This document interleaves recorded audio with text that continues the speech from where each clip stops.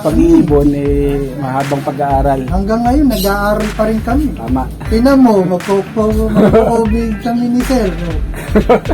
Gusto namin talagang matibay na, mas tumibay pa. Kaya yung mga pansir, matitibay na, naghahanap pa ng mas matibay. So kailangan din kasi kahit na alam mong matibay yung mga ibon mo, kasi hindi lang naman ikaw yung naghahangad na mas gumaling pa. So laging dapat merong improvement lagi sa loob natin na ipapasok natin. So kung magaling natin yung ibon at pasukan natin ng magaling din o mas magaling pa, mas maganda yung magiging result.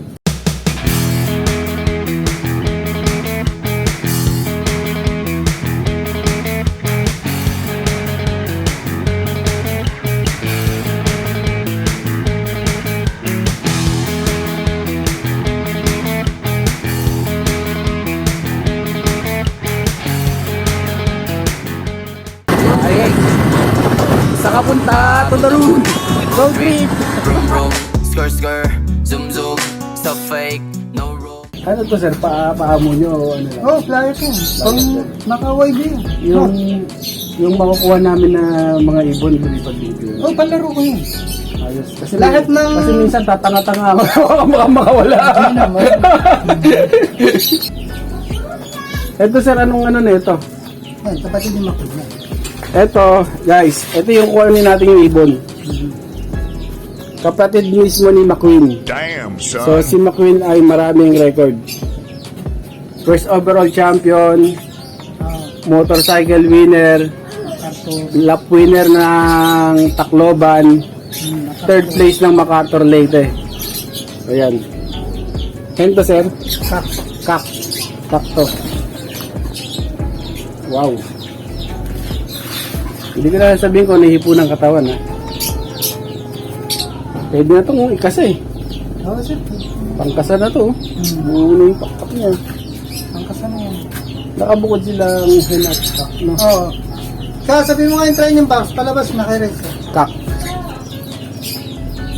So guys, ang kinuha natin, dalawang kapatid ni McQueen at dalawang anak ng McQueen. So, ganun kakulit yung tropa. Yung mga hindi pambenta na benta. Kaya maraming salamat kay Sir Luigi kasi naunawaan niya yung mga fancier na talagang gustong makakuha ng magandang ibon. Kukunin na natin yung mga ibon.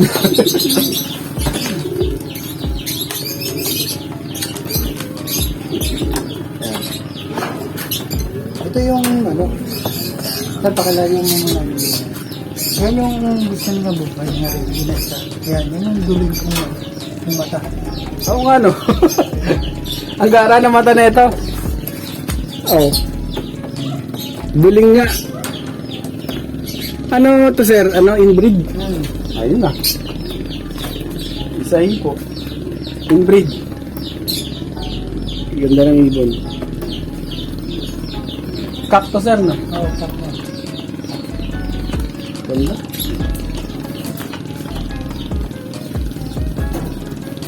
Nalilipad ko para Malakas katawan nila pagkakalasan. ito ang anak ni Makul. Ito sir, yung isa sa makukuha namin.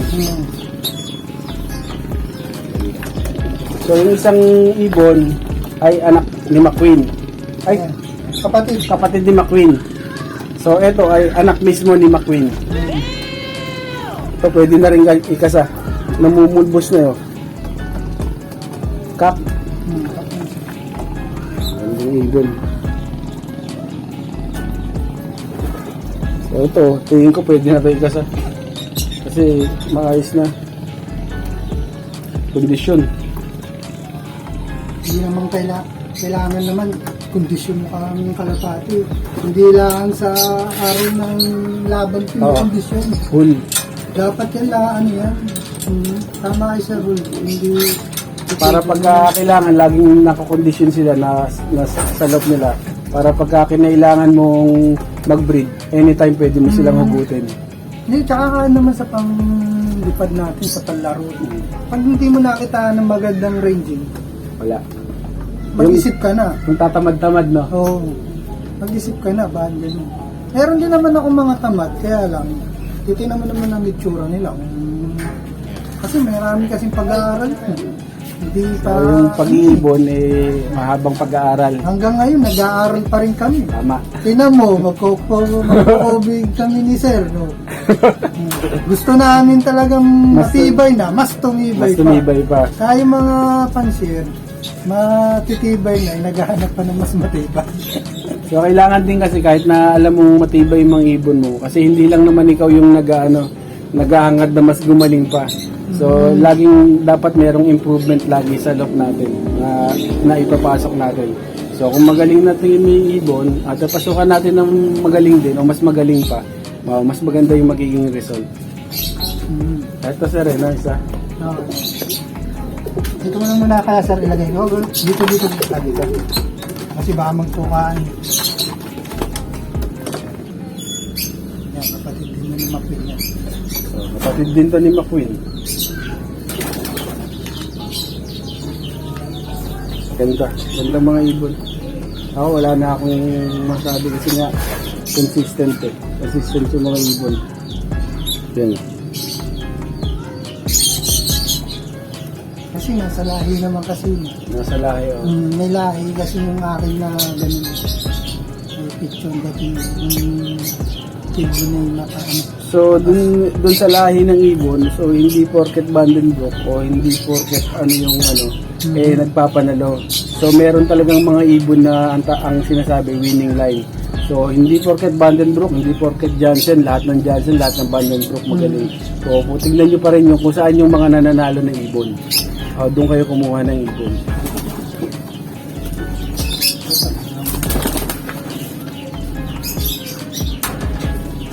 Kailan mo ito? Ito ng Prisco. Per ay laman na lumabas dyan. So, ibig sabihin, yung mga pasok pa rin yung kanila ng ganyan. Ganda. Diba?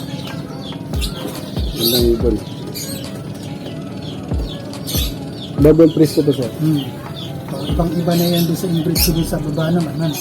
Kasi minsan pagka nag-i-inbreed ka, meron namang cross kung kanino galing doon. Kanino galing yung unang pinang-infuse mo. Minsan hindi naman sa isang side lang lumalabas. So lumalabas din sa kabilang side yung kulay tsaka yung itsura. Ganun sa pag-i-inbreed. Parang tago. Pero katawan, parehas. Yung mga yan, pag yan ina-hold mo yan sa loob ng kulungan yun, mabubuka ka yan. Kasi nagre-ringing kasi yung mga yan.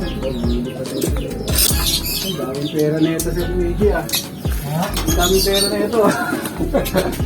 Mga sticker, andyan Ito kaskasan ng mga sticker. Sa dami ng natigil kong race, wala akong pinag-abutan nito. Kay Sir na talaga ako ito pinag-abutan. Ayan na. Ito ang iniingat-ingatan ko, plano kong iulit. Narinig mo sabi sa Luigi, sa dami ng race na dinaanan. So, sa akin lang to pinahawak. Iniingat-ingatan to. Ano na ito, sir? Yan ang kapatid ni Macron. Kapatid. Ito pala yung kukunin namin na ibon. So, eto, dahil sa yung tropang makulit, Oo. Ayan. ito yung pakatago-tago ni Sir Luigi. Yan na lang tayo sa isang natira ko na. Sa lahat ng natira noon. 11 yun eh. Siya lang hindi ko nilalabas. So, kaya lang talagang talagang makulit Sir, na. eh, So, kumbaga sa piling-pili ito. Itong ibon na tayo. Ito yung makukuha namin. Anak ni kapatid. kapatid ni McQueen. Damn, So, son. sa lahat ng ibon, Kung anong itsura sa Macron. Ganito. Ganito itsura, ganito hipo, pati ugali. So, itong ibon na to, Pero sir, kayo po ba, nag-ano ba kayo sa trophy? Tumitingin. dito. Ayan. So, tumitingin po ba kayo ng throat? Oo, tumitingin dati ako. Pero nung bandang huli, hindi na. Kasi meron kasi akong aayaw. Puta siya pa yun nanalo. Tama.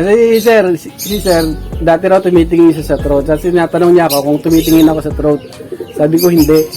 Kasi, tsaka sa body control, lahat-lahat wala akong tinitignan sa mga ibon. Kasi nga, paano kung yung throat hindi mo gusto? Hindi mo na ba ililipad yun? Siyempre, ililipad mo yun, sayang yun. Ganun din si sir, kaya hindi na rin siya tumitingin sa throat. Kasi, yung mga dating tinitignan niya na hindi maganda yung throat, sila pa yung nananalo. So ako, hindi talaga ako tumitingin sa lahat ng pwedeng tignan sa ibon. So ang tinitignan ko lang talaga yung linyada nila. So pagka alam mo yung linyada mo, gaya ni sir, matagal na niyang hawak yung ibon niya, alam na niya kung paano gumalaw. So hindi niya natitignan, paano kung ganito yung throat, hindi maganda, hindi mo na ba ililipad? Siyempre ililipad mo pa rin kasi alam mo yung ugali nila. Laban na yun. Laban yan. Eto, hindi to si talagang pambenta dahil lang sa makulit na tropa. Nakuha niya to. Ito yung isa sa pinakaingat-ingatan ni Sir Luigi. So mapupunta sa atin to. Kapag nakususa din sa mga ramdam mo na. Ramdam ko na to. Gandang ibon. Wah. Ito ang anak ko na. Kapatid ka ng taklo ng platter mismo. Posibleng. Yung previous ko nilalo sa iyo. Ito naman yung kapatid ni McQueen. So, Anak. anak ni McQueen. So, yung itsura nila hindi Ito kapatid nagkakalayo. nito yan. Ito. Ay, magkapatid sila, sir. Oo. So, Magkaiba lang ng ano yan, ng magulang. hindi, ng taon, ng buwan. Ng buwan. Una ito. Una Unang taon tong... ito. Kasi ito, North ito, sunod dito. Okay. So, itong mga ibon na to, pangkasa na Pero talaga. similar din sila na magulang. So, guys, ang gandang ibon. 2 hen ang kinuha namin, 2 kak. Ang gandang ibon. Ngayon, sinasabi siya. Salamat sa makulit kong tropa. Ito yung Ayaw pa banggit ng pangalan. Ayaw pabanggit ng pangalan. Ito yung tao na kinulit mo na sinasabi mo sa akin sobrang bait. Oo nga, kasi kung di siya mabait, 6 days mong kinulit. So yung pagkakulit niya, ayan, yung mga hindi pang out na, i-out na. Saka, Good luck sa atin, sir. ayan, good luck. Mahaba pa pagkasamahan natin. Huwag kayong mag-alala. Ayun. Napakabait na tao. Ito, sir. Ito, kasabay ito ni McQueen. Mas-Arthur din ito. Ito, hindi ko ito nalabas ng vlog na Reggie. Nakalimutan kong banggitin sa kanila. 4 ang sinahay ko sa MacArthur. Ito, pang 5 days ito umuwi. MacArthur Clacker to. Hindi, finisher. Finisher. Kasabay ni McQueen. So, ano nila to, sir? Kamag-anak din sigurado. Kamag-anak mo yun. So ito, hindi ito na isama sa mga vlog na mga na pumunta rito. So ito, first time mahawakan natin. Ito, MacArthur Clacker din. Hindi kakalian, sir. Ay, MacArthur Finisher. MacArthur Finisher. Yan. Kasabay yan. 5 days. Dumating yan. Butot balat. Sipin mo, sir. Nakita yan dyan. Hindi lang yung lipat ko. Hindi na niya kayang angatin. Pagod na talaga. Ganyan lang kasi. Diba? Yung lap dito, simpleng-simple lang. Yung ibon lang talaga ang hindi simple rito. Guys, yung tignan nyo po. Yung inuwian nila McQueen. Yan. So hindi simpleng lop, pero yung mga ibon talagang solid. Ang gagandang ibon. MacArthur Finisher. Wow. Yan. Saya sa mga... Ngayon, ngayon ng mga... Ang kasatunan yun. Hindi, mga paglaro ko ito. Ito, mga stock bar ko. Yan. Ang liquid na rin. Kamukha to nung maliit dun eh. Yung maliit na hinawakan ko. Oo, sir. Black check lang yun. O velvet. Pero yung tsura, ganyan na ganyan.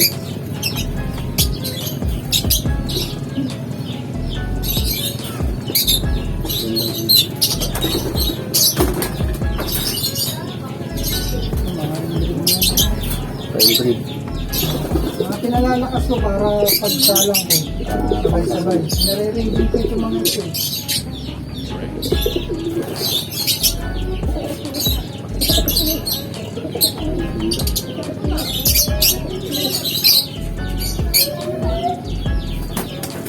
Sir, pagpunta ko sa inyo doon, mas maganda pa sa inyo. Sir, pag pumunta ka ron, yung mga ibon ko mo mukhang pansi. Sa Sa gaganda. Hindi, ibang pansi talaga literal. Yung mga mahaba yung balahibo sa paa. Ah, Kaya alam mo yung daliri nila, talagang ganun kahaba, parang pansi talaga. hindi, ano yun? May lahi ng personal siguro. Vandenbroek sa ano. Kaya pagpunta mo rin makita mo yung mga ibon na pansi. Bira kasi lumabas sa akin dun. Ito meron din oh. May balahibo sa paa oh. Yan, bali-bali, halos siguro magkakadikit tayo talaga. Ayan oh. Meron din siya may mga balahibo sa paa. Ang hipo, kahipo nung black check na hinawakan ko na inbreed. Maliit din na ibon. Yung checkered na hinawakan kanina, merong balahibo sa paa na also yun. Oh, meron. Kalahi siguro na ito yun. Ito, may cowboy din siya. Oo, cowboy ko Cowboy. tawagin yan, yung mga bata tayo. Oh. Ganda. Kaya ramdam ko nga, nung nakita ko yung post mo sir na meron kayong balayibo sa paa, sabi ko patay. Tapos sa bagay, NCR sector sila kung nagmamakaptor naman. Saka naman, okay lang naman. Sistema na lang ang maglalaban-laban sa atin yung hindi. Ayan, ayan. Yun lang yung ibon ko, konti lang. Ganda, pinawisan ako sa mga hinawakan kong ibon. Hindi naman sir, sakto yung naman.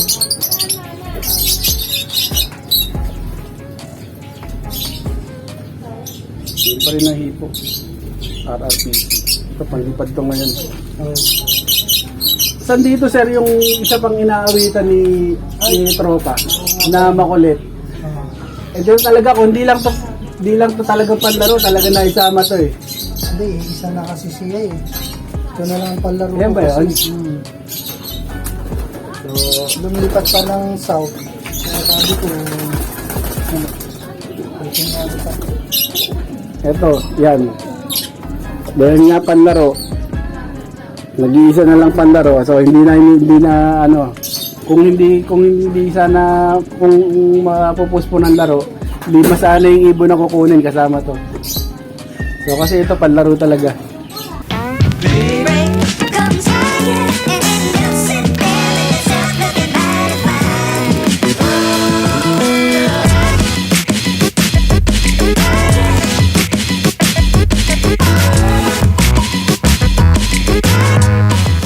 What's up, mga kaibon?